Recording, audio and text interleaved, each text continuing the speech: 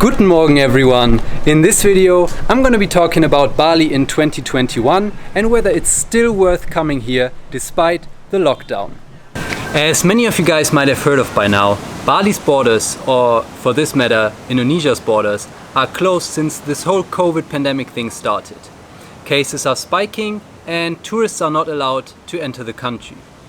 But you also might have heard that there's a special social visa that grants entry to Indonesia, including Bali, for those who are willing to pay for it. There's been a few exceptions though, where even the social visa was not good enough for you to enter the country. As of now, August 2021, only Indonesians and people with a KITAS visa are allowed to enter the country.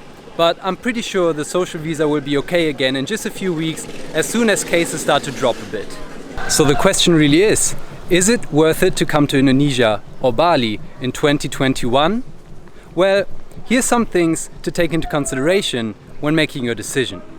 First off, you definitely have to undergo a mandatory quarantine in an approved quarantine hotel in Jakarta or in the near future, possibly in Bali, no matter what. And this can get pretty pricey. For our 5-day quarantine, we chose the Novotel Tangerang in Jakarta that has cost us a staggering $750 for the two of us. Yes, it includes an airport pickup, 2 PCR tests and 3 meals per day, but it is still way overpriced. And since then, the quarantine has also been upped to a total of 8 days and is likely to change in the future again, in either direction. So think about whether you're comfortable being locked up in a hotel room for several days before booking your flight. Next up, PCR test. Even though you take 2 tests after your arrival and before you're released from the quarantine, but you still have to have a valid negative PCR test before entering the country. Are you willing to pay for that as well? Now we're talking vaccine. It's mandatory to have a vaccine to be able to travel anywhere within Indonesia. And now it's even mandatory to be able to enter Indonesia. And even though I'm fully vaccinated already, I know that there's some people that don't want to be vaccinated. And if that's the case for you, you're definitely not able to come here. By the way, what a beautiful sunset, isn't it? Also, there's always a chance of another lockdown in Bali or Indonesia. Indonesia just introduced PPKM, which is a emergency COVID protocol lockdown thing. And right now Bali is in level 4 of PPKM, which is the highest level. But even the lower levels restrict you from doing many things here. You're not allowed to eat inside of restaurants. You're not allowed to visit waterfalls or temples.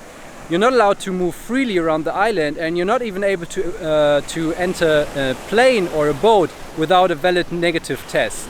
So even though the situation might not stay like this, there's still a chance it does, or at least goes back to where it is right now. That sounds pretty bad, right?